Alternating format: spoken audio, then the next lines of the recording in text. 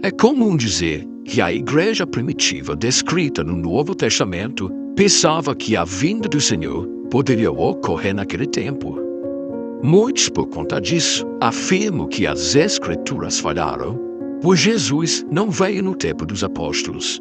Mas não é este o caso. O próprio apóstolo Paulo dizia que morreria antes do retorno de Cristo.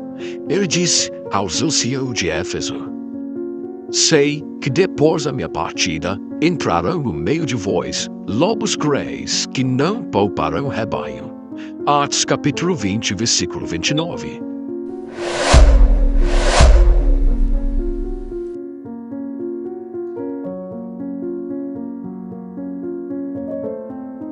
Na carta a Timóteo, o mesmo apóstolo escreveu: pois já estou sendo oferecido, e é chegada a hora da minha partida. 2 Timóteo capítulo 4, versículos 6 e 7.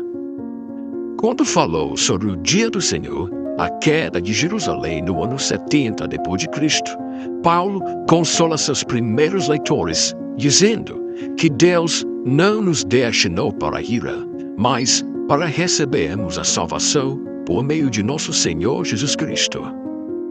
Ele morreu por nós para que quer estejamos acordados, quer dormindo, vivamos unidos a Ele. 1 Tessalonicenses capítulo 5, versículo 9 e 10. Isto quer dizer que caso seus leitores morressem antes da volta do Senhor em juízo contra Jerusalém, e mesmo a segunda vinda de Cristo, ou estivessem vivos até esses dois eventos, o importante é que eles estavam unidos a Cristo e não sofreriam danos. Então, o apóstolo considerava a possibilidade de seus primeiros leitores não estarem vivos até a volta de Cristo. Seja essa volta o juízo contra Jerusalém ou a segunda vinda no último dia. O uso do pronome nós com tanta frequência em 1 Tessalonicenses capítulo 4, versículo 15, e em 1 Coríntios capítulo 15, versículos 51 e 52, faz parecer que o apóstolo Paulo se inclui entre aqueles que podem estar vivos quando Cristo voltar. Isto não prova que Cristo voltaria tão cedo, ressuscitando os mortos e arrebatando os vivos, pois, senão, teremos um Paulo esquizofrênico, à luz dos versículos mencionados acima, e os céticos, até os liberais, estariam certos de que a Escritura falaria. A interpretação correta é que Paulo está usando a palavra nós de maneira ambígua. O coletivo de cristãos do qual Paulo faz parte é o nós. No entanto, a frase que qualifica o nome limita seu alcance a um grupo menor de pessoas, ou seja, aqueles que estivermos vivos, os quais ficamos até a vinda do Senhor. 1 Tessalonicenses capítulo 4, versículo 15. Obviamente, devido ao que falou em outras passagens, Paulo não pertence e também não achava que pertencia ao grupo daqueles que estivemos vivos, os que ficamos até a vinda do Senhor. Nem mesmo seus primeiros leitores permaneceram vivos, pois Jesus não veio até hoje, e quem estará vivo até aquele dia é um grupo de cristãos desconhecido.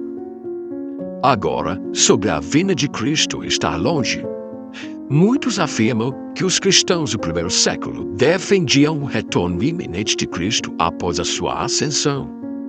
Mas isto não procede. Os textos de Atos dos Apóstolos desmentem essa ideia. Veja o texto de ascensão. Tenho dito isto, foi elevado às alturas enquanto eles olhavam, e uma nuvem o encobriu da vista deles. E eles ficaram com os olhos fixos dos céus enquanto ele subia. De repente, surgiram diante dele dois homens vestidos de branco, que lhe disseram: Galileus, por que vocês estão olhando para o céu?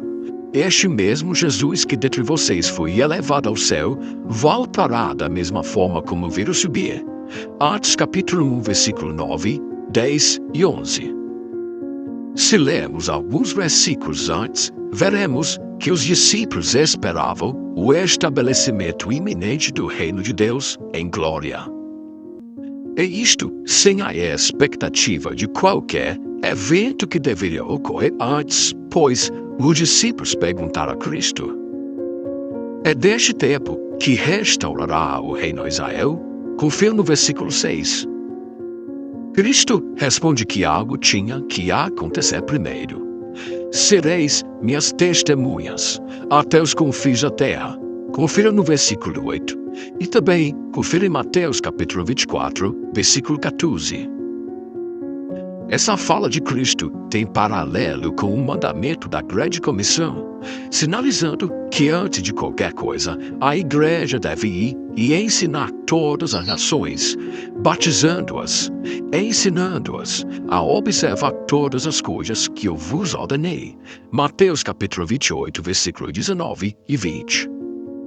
Não é em vão que a tarefa demorada e árdua a ser realizada na pregação e discipulado das nações na era cristã foi considerada suficiente para desencorajar a ideia de uma segunda vinda de Cristo imediatamente ou a qualquer momento.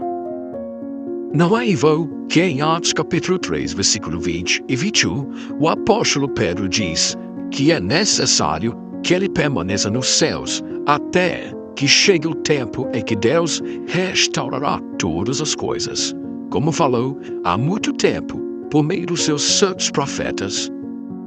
Essa restauração de todas as coisas é progressiva e se dá mediante a pregação e discipulado das nações. Enquanto esse processo corre e à medida que as nações são discipuladas, convém que Cristo reine até que todos os seus inimigos sejam postos debaixo de seus pés. O último inimigo a ser destruído é a morte. 1 Coríntios capítulo 15, versículo 25 e 26. Pela lógica desse reinado de conquista progressiva do mundo, somando as parábolas do fermento e do grão de mostarda, a segunda vinda de Cristo é de fato um evento muito distante do horizonte profético. E aqui deve ser acrescentado que a grande comissão não seria concluída até que os tempos dos gentios fossem completados. Isto requer uma grande quantidade significativa de tempo. O cristão primitivo deve ter entendido que o tempo do reino que permanecerá nas mãos dos gentios é superior ao tempo em que esteve anteriormente nas mãos dos judeus. Sabendo dessa demora da segunda vinda de Cristo, alguns sugerem que Pedro profetizou em 2 Pedro capítulo 3, versículo 2, 3 e 4, que as pessoas começariam a zombar da promessa dessa vinda. Embora Pedro esteja falando da vinda em juízo contra Jerusalém no ano 7 depois de Cristo, é digno de nota que, no tempo da escrita dessa carta, os judeus já estavam zombando da verdade de que o templo seria destruído. Mas, mesmo assim, o conteúdo dessa carta de Pedro pode ter uma aplicação prática direcionada para aqueles que insistem em dizer que Cristo voltará a qualquer momento, pois sempre aparecerão os zombadores dizendo que o que houve com a promessa da sua vinda, desde que os antepassados morreram, tudo continua como desde o princípio da criação. 2 Pedro capítulo 3, versículo 4. Mas, aos zombadores e para aqueles que esperam a segunda vinda para qualquer momento, a resposta fornecida para a Escritura é que um dia para o Senhor é como 1000 anos, e 1000 anos como um dia. 2 Pedro capítulo 3, versículo 8. Isto significa que não importa o tempo que demore, Deus cumprirá o que prometeu. Não temos aqui uma linguagem de iminência de Cristo, vindo rapidamente, próximo, às portas ou em breve, como acontece nos textos que falam da vinda de Cristo em juízo contra Jerusalém.